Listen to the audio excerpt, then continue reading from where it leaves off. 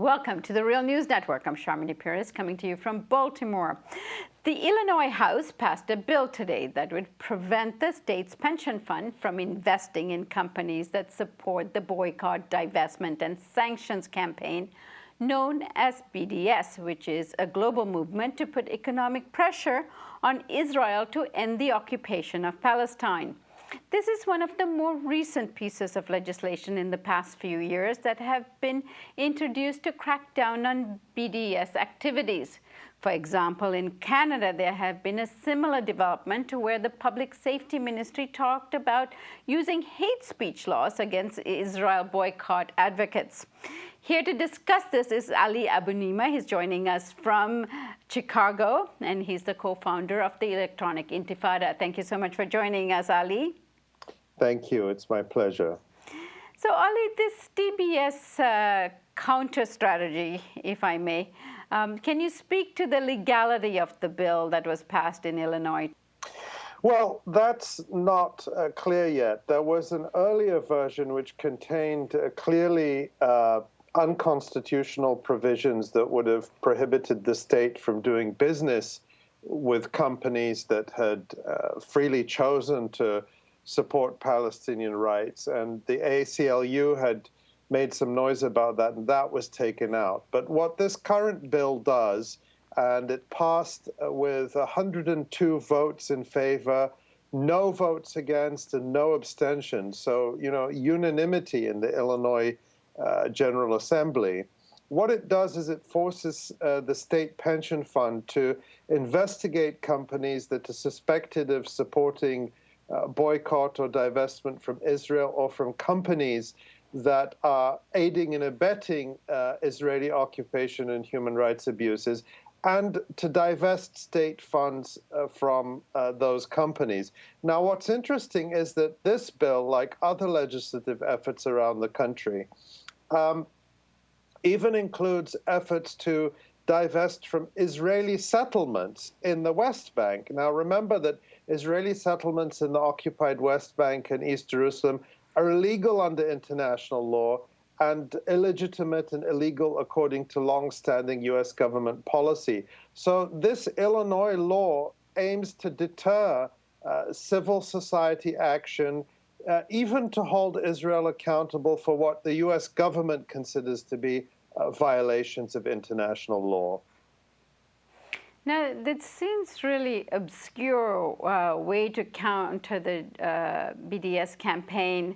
What are the specifics? Explain to us how this would now work in terms of the new legislation. How would they implement it? Well, this legislation, what it does is it orders the state pensions funds and pensions board to, it keeps lists of companies that are required to obey its provisions. And so they have to issue quarterly reports. And so there's a lot of technical details like that. Now, of course, it does seem somewhat obscure, but I think it's important to put this in the bigger context. This law in Illinois, the reason I spoke to people who are very involved in the efforts to lobby against it, and what is very clear is that there was kind of a stitch-up between Illinois' Republican governor, Bruce Rauner, and the Democratic leadership that controls the House in Illinois. And the reason for that is because it's received such huge and forceful backing from the Israel lobby in Illinois, and that really reflects what's going on around the country. We've seen other efforts at this, most recently at the federal level, when the U.S. campaign to end the Israeli occupation discovered a sort of surreptitious amendment placed into the fast-track legislation that would have given President Obama authority to force through the Trans-Pacific Trade Deal. And that amendment would have made it a key U.S. trade goal to oppose boycotts or divestment from Israel. So using international trade negotiations to force other countries to oppose boycott, divestment, and sanctions. Now, presumably that amendment has gone down because Obama's Republican-backed bill to give him that fast-track authority failed last week in the Senate. But these efforts are not going to go away. We've seen other efforts around the country. Just in the past couple of days, a large coalition of national and Indiana civil rights and human rights and faith groups have written to the governor of Indiana, Mike Pence, urging him not to sign a resolution that defines lawful, nonviolent advocacy for Palestinian human rights through BDS as anti-Jewish. So these are legislative efforts that are being pushed around the country. There's a similar Senate resolution in California as well. It's happening nationwide, and what's happening is the Israel lobby is pushing these bills to define peaceful, lawful advocacy for Palestinian rights, efforts to hold Israel accountable under international law as anti-Jewish and anti-Semitism. And of course, that's an effort to delegitimize this kind of advocacy for Palestinian rights. The context to this, I think there's two key points to the context. One is the recent Israeli election result, where the Israeli public voted once again for a very extreme, very far-right government that is absolutely rejectionist when it comes to any efforts to bring about a just peace, that has declared its intention to expand Jewish-only settlements on occupied Palestinian land as much and as fast as it can get away with. And that is, of course, giving a great impetus to the international boycott, divestment, and sanctions movement. Israel recognizes it as a strategic threat. Last year, for example, we saw Israel's then economy minister Yair Lapid saying that the growing boycott movement would hit every Israeli in the pocket if it wasn't stopped. And we saw Michael Oren, the former Israeli ambassador to the United States, urging Congress and urging U.S. lawmakers to use their authority to make laws to suppress this movement. The reason, I think this is really important, why are Israel lobby groups and their allied groups resorting to government coercion, the heavy fist of government? Remember that, many of the strongest supporters of these kinds of laws are people who claim they want government out of the way. They don't want government standing in the way of business. If lawmakers if a pizza parlor in Indiana doesn't want to make pizza for a gay wedding, that should be their right, according to the people who support these kinds of laws. But what they're saying is, if you make the free choice as a citizen, as an academic, as a business owner, to support the Palestinian struggle for human rights, you should be punished. You should be divested from. Your free speech rights should be limited. You should be maligned as a bigot. So we see these incredible double standards when it comes to Israel, where many of our lawmakers in this country, and this is certainly true in Canada as well, are prepared to allow their support for Israel, which is often based on very extremist views, radical Christianist views often, these kind of end times Christian Zionist views. They're going to allow their religious extremism that leads them to support Israel to trump basic rights like free speech and the First Amendment. And in reference to Canada, Ali, can you more specifically talk about how hate speech laws, mainly the Bill C-51, is being used to muzzle BDS activists? Well, of course, Canada is not like the United States. In the United States, we do have constitutional protections for free speech. That doesn't mean that the government and other authorities don't try to violate them constantly. But Canada lacks the kind of constitutional protections for free speech that we have in the United States. And we've seen authoritarian governments, whether led by the Liberal Party in Canada or the current Conservative government, using the lack of constitutional protections that Canadians enjoy to push through very draconian legislation like Bill C-51, where the government, and this has been supported, of course, by the opposition, this is bipartisan in Canada in terms of the main parties that have held government power, pushing these very draconian and authoritarian measures when it comes to Palestine.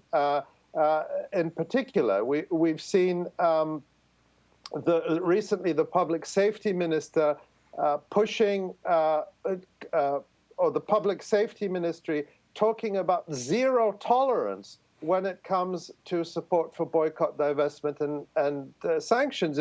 You've had many groups in Canada saying, well, what do you mean by this? What is it now illegal to advocate against Israeli settlements? Is it illegal to advocate for the right of return? And again, the background to this is the extremely close military and political relationship between Canada and Israel.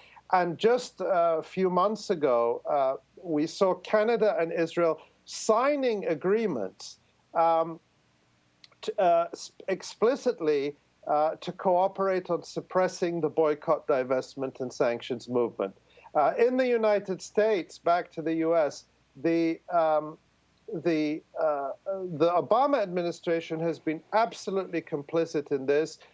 President Obama is the first U.S. president to explicitly pledge, or his administration explicitly to pledge efforts to hold Israel accountable through boycott and divestment. And interestingly, many of the anti-Palestinian groups that are pushing these legislative efforts across the country to limit the rights of Americans to engage in the very venerable tradition of boycott, which was used to help end apartheid in South Africa. It was used to help end Jim Crow and segregation in the United States. Well, many of these groups are relying on an Obama State Department definition of anti-Semitism that is so broad that it makes advocating, under this, some interpretations of this Obama definition of anti-Semitism, advocating for equal rights for Israelis and Palestinians in a single state is a form of anti-Jewish bigotry. So if you espouse the values that supposedly reign in the United States of equality under the law, separation of church and state, if you advocate that in the context of Israelis and Palestinians, you can be accused under the Obama definition of anti-Semitism of denying the right of the Jewish people to self-determination and therefore being a bigot. We have to be very wary and very cautious about government attempts to define what we can and can't talk about in this way. And I'd also point one other thing. If you look at what's happening on campuses, this isn't necessarily related to government legislation, but it is about coercion. There was a report that came out just yesterday from Palestine Solidarity Legal Support about the dozens of examples of students and faculty being falsely accused of anti-Semitism simply for advocating for Palestinian rights or criticizing Israel. And these kinds of accusations ruin careers. They're designed to intimidate people into silence. And the tactics on campus may be a little bit different, but I think they come from very much the same place as the efforts to legislate the movement for Palestinian rights and Palestinian equality out of existence. But we can, in a sense, take heart from it, because I think it's a sign that, the campaign is working. The campaign is working. Yes, this kind of silencing of dissent. We've done several reports. In fact, Michael Ratner has spoken to this issue, who is the president of the Center for Constitutional Rights in New York as well. To your last point, Ali, how strong is the DBS movement, and will they be able to withstand this kind of alertness now on the part of the mainstream? Well, what's clear is that the movement is growing rapidly. In fact, this year is the 10th anniversary since Palestinian civil society issued the call for boycott, divestment, and sanctions. And people who aren't familiar with it can just search online for Palestinian BDS call, and it will come right up. And so it's been 10 years, 2005. And back in 2005, 2006, 2007, people dismissed this. They said it will never take off.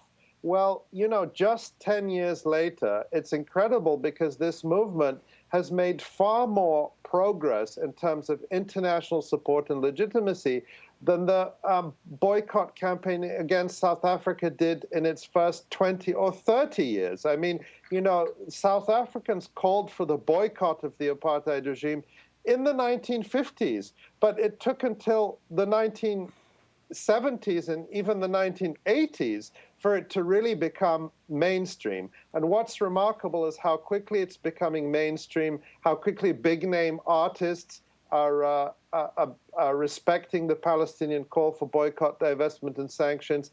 Academic associations in this country, we've seen in Europe, major multi-billion-dollar pension funds pulling investments out of Israeli banks because of their activities in the occupied territories. We've seen companies like Veolia losing billions of dollars worth of contracts and having to pull out of their Israeli businesses altogether. So there's no doubt that the momentum is going to continue.